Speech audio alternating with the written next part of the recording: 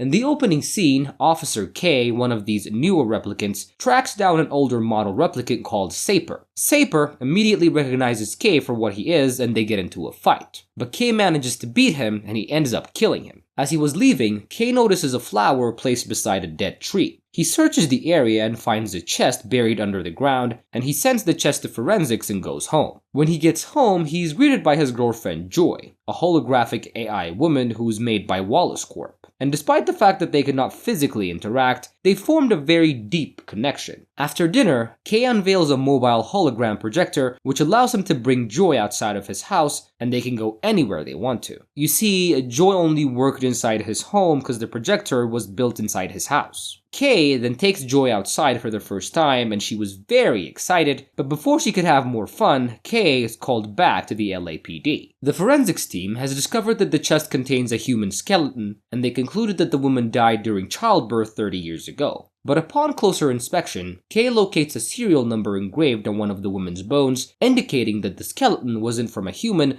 but a replicant. This shocks Kay and his boss Joshi, who tells him to keep this silent since replicants shouldn't really be able to have kids, and if this news ever got out, it's going to cause chaos, as replicants are only used as slaves, but having babies will blur the line between what it means to be human or replicant. She then orders him to track down the replicant child and kill it before anybody finds out. Kay goes to Wallace Corp to find information about the serial number, and the clerks tell him that the number belongs to an older model replicant, but information may be hard to find, given the fact that the blackout in 2022 destroyed almost every digital file in the company. But just then, Wallace's replicant assistant Love takes Kay to a secure storage and plays him an audio file of the woman. In the audio, the woman Rachel can be heard talking to a Blade Runner named Rick. Kay does some research on Rick and finds his old colleague Gaff, and Gaff tells him that Rick and Rachel fell in love, but one day, Rick disappeared and hasn't been seen ever since. Love reports what she'd learned to Wallace, who's arrived to test a new female replicant. Wallace has been trying to create a replicant that can have a child, but hasn't been able to do so far.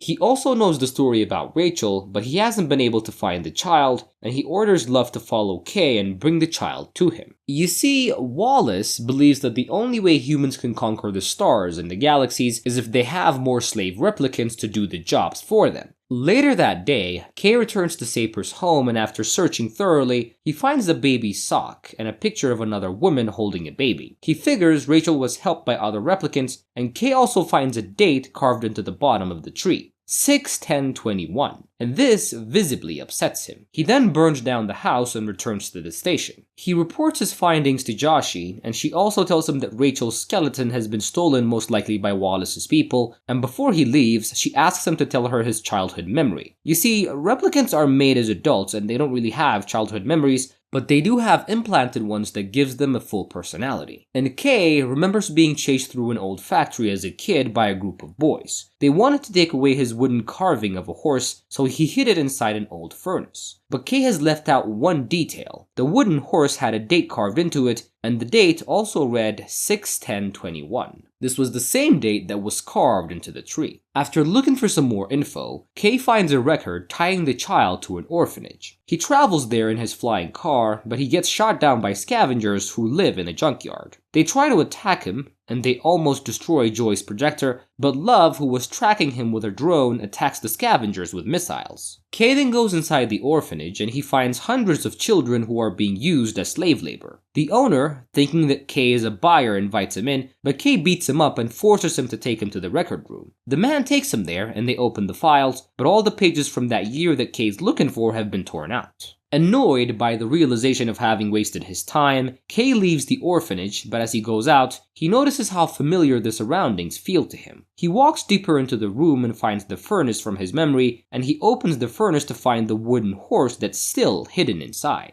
Kay is shocked by this, and he returns to the station for a mandatory baseline test. The test determines the obedience of replicants, and if you fail, you will get killed. And Kay does fail the test this time, but Joshi only takes away his badge and gives him 48 hours to pass the test, or otherwise, he will get eliminated. She asks him on a progress report for the case, and Kay tells her that he's found the child and killed it, which brings a smile to her face. He returns home, and Joy, who's been witnessing everything that's happened, is convinced that this means that his childhood memory is real and that he is actually Rachel's son, suggesting that he was born instead of manufactured and that he actually has a soul as opposed to other replicants who are thought to be inferior because they are soulless. Joy then gives Kay a human name. She calls him Joe, but Kay shouts at her and tells her to stop because he's not convinced that the memory is real. But Joy then suggests that they should go talk to a memory implanter just to make sure if the memories are real. They then travel to a memory lab and meet Dr. Anna, who designs memory implants for Wallace's replicants. Anna has been living inside a dome all the time since she was 8, since she suffers from a complicated immune system disorder and she can't be exposed to other people. Kay asks her if it's possible to implant a real memory onto a replicant, and Anna explains that implanting real memories are illegal, but it is a possibility. She then puts Kay inside a memory machine and she asks him to remember the memory, and upon seeing his memory, she starts crying and tells him that the memory is actually real. Kay goes home to talk to Joy, but finds a prostitute named Marriott in his room. Apparently, since Joy now thinks that Kay is human, she thought that he needed some human touch. And with her directing Marriott, Joy and Kay finally manage to get physical. The next morning, Marriott leaves but puts a tracker in Kay's jacket before she goes out. Kay has decided to find Rick, and he tells Joy that the police will be coming for him since he'll be missing his daily test today. Joy insists on coming with him and tells him to erase her from the home projector so that the police don't find out what she knows. Kay is reluctant to do this, as transferring her to a mobile projector would put her at risk of being killed if the projector is damaged, but she convinces him, telling him that a real woman only has one life as well. She then instructs him on how to destroy her antenna in the projector so that nobody would be able to track her. But just as he does that, Love is alerted as Joy's tracking system is disconnected. Love then goes to the police station and she asks Joshi on the whereabouts of Kay and the child, but Joshi reveals that the child had already been taken care of, and filled with rage, Love kills Joshi and leaves. Meanwhile, Kay figures out where the wooden horse is from, and he travels to a destroyed and abandoned Las Vegas, and he enters a casino which was apparently booby-trapped, and Rick appears out of nowhere and shoots at Kay before he can explain himself.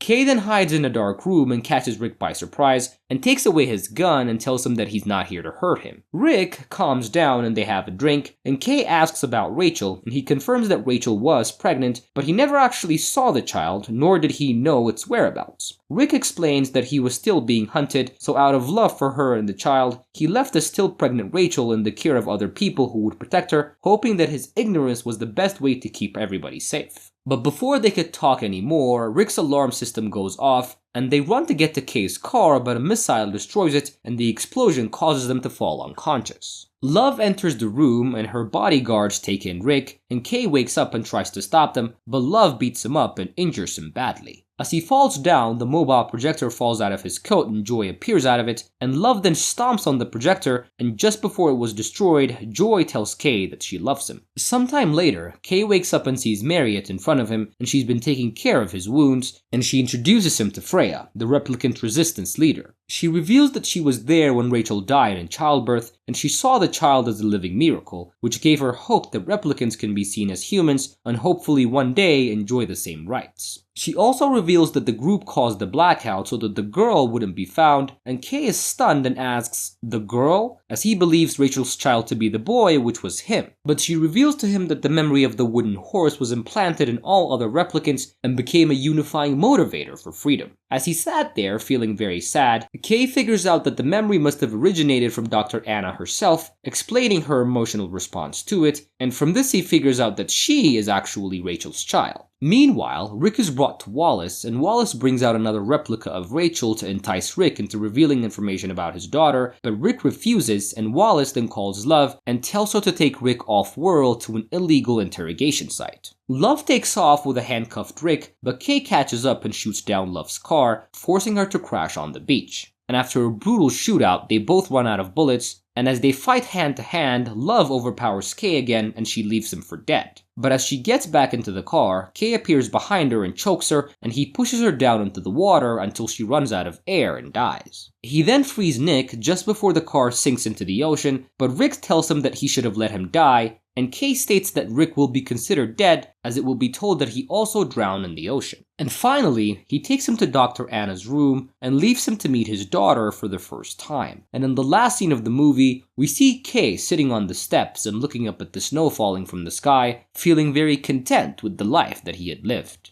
And this is how our movie today comes to an end. I hope you guys enjoyed our recap. Make sure to leave a like, leave a comment, and most of all, subscribe to my channel. I love you guys so much, and I promise to see you on my next recap. Bye!